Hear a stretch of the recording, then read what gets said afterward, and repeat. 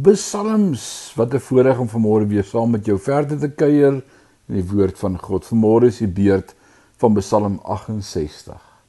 Toon u mag, Here. Spurgeon het die volgende gesê: Wax is hard by itself, but put it in the fire, how soft it is. Wicked men are haughty till they come into contact with the Lord, and then they faint for fear. Their hearts melt like wax when they feel the power of his anger. Is dit nie mooi gesê nie, wanneer 'n ongeredde persoon in die teenwoordigheid van God kom?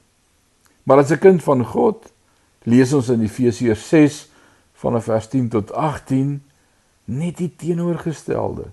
Hoe God die gelowige toerus vir sukses, veral in konfliksituasies. 'n tema wat herhaal word in die gedeelte, skep vir ons die idee dat dit 'n geestelike aanval is en dat batante oppositie wat beleef word.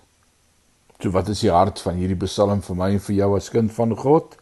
U is my oorwinning. Kan jy saam sê amen?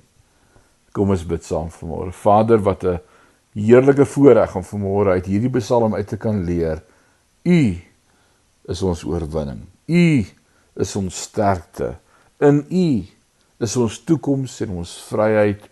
En hierdie dag behoort ook aan U. Ons wil hierdie dag aan U opdra en wil bid, Vader, dat U verheerlik sal word, dat U koninkryk sal kom, dat U wil sal geskied, soos in die hemel, so ook op die aarde.